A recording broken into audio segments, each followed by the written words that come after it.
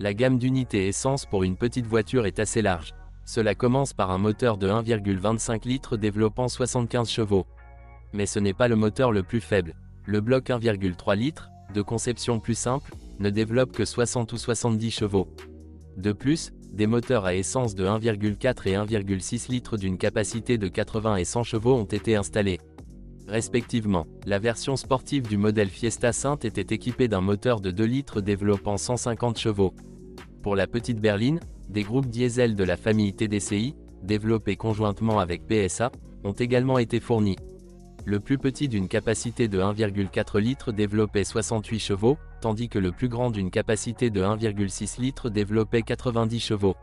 Le premier est dépourvu d'un volant bimasse vulnérable et d'un turbocompresseur à géométrie variable. Tous les moteurs méritent des recommandations, à l'exception du 1,3 litres d'une puissance de 60 chevaux. Le fait est qu'il est trop faible. Il vaut mieux choisir sa modification de 70 chevaux. Le principal avantage du moteur à 8 soupapes est sa conception très simple et fiable. Le mécanisme de distribution de type OHC ne comprend qu'un seul arbre à cames, entraîné par une chaîne. Les inconvénients incluent une consommation élevée de carburant. Cette unité tolère assez bien les équipements à gaz, sans susciter d'inquiétude quant à de graves pannes postérieures à la conversion. Le Duratec de 1,25 litres confère à la voiture une dynamique plus élevée et consomme en même temps très peu de carburant, environ 6,5 à 7 litres au 100 km. Le plus grand avantage de ce moteur est son incroyable capacité de survie. La seule chose qui peut tomber en panne est un équipement peu coûteux, tel qu'une vanne de régulation d'air de ralenti, une pompe à liquide de refroidissement ou l'un des capteurs. Malheureusement, ce moteur n'aime pas les équipements à gaz. À tout le moins, il doit être de haute qualité et correctement configuré. Il en va de même pour les plus gros moteurs essence de 1,4 et 1,6 litres. Des groupes motopropulseurs de 1,4 et 1,6 litres ont également été utilisés dans la plus grande Ford Focus. Le premier est moins souhaitable en raison de ses performances médiocres. Le second est beaucoup plus énergique et fournit suffisamment de puissance pour une conduite dynamique. Le moteur lui-même est très fiable. Les dysfonctionnements sont extrêmement rares, et uniquement à cause des pièces jointes. La même chose peut être dite à propos du moteur de 1,4 litres. Après 200 000 km, les unités essence ont tendance à augmenter la consommation d'huile. Les moteurs 1.38V et 2.016V ont une chaîne de distribution. Les autres unités essence à 16 soupapes utilisent une courroie de distribution. En vieillissant, vous devrez ajuster le jeu des soupapes. Cela se fait en sélectionnant des tasses. Seulement 1.3 sont équipés de compensateurs de jeu hydraulique. Pour les diesels, c'est une toute autre histoire. Les deux moteurs ne sont rien de plus que des HDI français, mais avec des accessoires préparés par Ford. Le bloc 1,4 litres n'était proposé qu'en version 8 soupapes développant 68 chevaux. Il est de conception plus simple, ne possède pas de volant bimasse ni d'équipement coûteux. Malheureusement, la faible puissance et le couple au niveau d'un moteur à essence n'offrent pas une dynamique décente. Le seul avantage est la faible consommation de carburant, qui ne dépasse pas 5 litres sur autoroute et 7 litres en ville. La question de l'intérêt d'acheter une Ford Fiesta avec un tel moteur se pose d'elle-même. Cependant, un moteur diesel de 1,4 litres est potentiellement beaucoup plus coûteux à réparer que n'importe quel moteur à essence. De plus, il perd sérieusement en dynamique par rapport au 1.6 TDCi, apparu sur la liste des disponibles après 2004.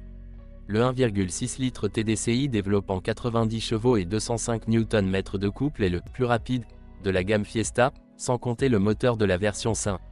En même temps, c'est le moteur le plus économique. Il consomme moins de 5 litres au 100 km. Oui, cela ne garantit pas une absence totale de dysfonctionnement, mais ceux qui surviennent sont mineurs. Le turbodiesel de 1,6 litres est assez fiable et relativement peu coûteux à réparer. Il existe de nombreux rapports sur Internet concernant des problèmes avec le 1.6 TDCi, HDI. Mais la grande majorité d'entre eux concernent la modification du moteur de 109 chevaux. En pratique, la version 90 chevaux ne nécessite qu'un entretien régulier et des réparations mineures de temps en temps.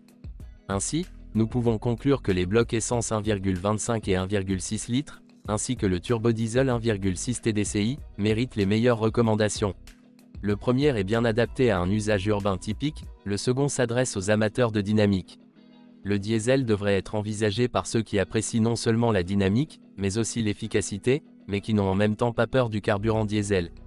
La version avec un moteur essence de 1,4 litres est moyenne à tous égards et mérite l'attention si vous tombez sur un très bon exemplaire. Toutes les Fiesta sont équipées de la transmission manuelle IB5 à 5 vitesses.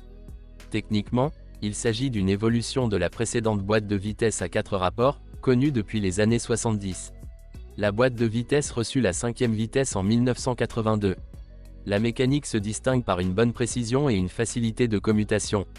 Une particularité de la box est le bruit à l'avant de la voiture au ralenti. Si la 2e vitesse est perdue, ou si la 5e hurle, alors les synchroniseurs en combinaison avec la fourchette de changement de vitesse sont à blâmer. Les deux étaient typiques à l'époque de la garantie. Le processus d'usure de la Ford Fiesta 5 se produit très lentement. L'intérieur ne vieillit pas trop vite. Cependant, dans les versions de base, l'intérieur contient des pièces en plastique bon marché, moins résistantes aux influences extérieures. Lorsque vous achetez une voiture à 3 portes, soyez prudent. Vous pouvez facilement casser la poignée en plastique permettant de rabattre les sièges avant vers l'avant. Il est situé dans la partie supérieure du dos et échoue souvent. Le stylo lui-même est peu coûteux. Cependant, des difficultés d'inclinaison du dossier de la chaise peuvent également survenir en raison du mécanisme à câble. Ford le propose en pièces séparées, mais son remplacement nécessite le démontage du siège. La carrosserie ne rouille pas autant que son prédécesseur, mais une inspection supplémentaire du dessous de la voiture ne ferait pas de mal. La corrosion peut être constatée au point de montage des composants individuels et des éléments du système d'échappement, dans le plancher arrière, sur les cadres des vitres latérales, au niveau des joints ou des soudures. La suspension ne pose aucun problème et ces pièces ne sont pas chères. Le levier avant est entièrement démontable, c'est-à-dire permet de se limiter au remplacement uniquement de la pièce usée, silent block ou rotule. Les modifications diesel se caractérisent par une usure rapide des roulements de roues et des joints homocinétiques. Les Fiesta à essence avaient une direction assistée hydraulique classique, tandis que les Fiesta diesel avaient une direction électro-hydraulique. Avec l'âge, la corrosion se produit sur les fils d'alimentation et les connecteurs électriques de la pompe.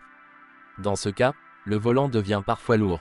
Il est difficile de trouver à redire à la fiabilité de la Ford Fiesta, car il n'y a pratiquement pas de défaut typique. En témoignent de manière éloquente les codes de fiabilité, qui à un moment donné ont considérablement accru la position de Ford. À ce jour, je considère que la voiture est exceptionnellement sans problème.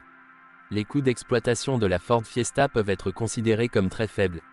Et le point ici n'est pas seulement une grande fiabilité, mais aussi des substituts bon marché et facilement accessibles. La voiture a un design assez simple.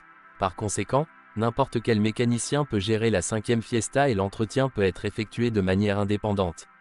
La seule chose qui coûte cher, ce sont les tambours de frein arrière, mais ils doivent rarement être remplacés.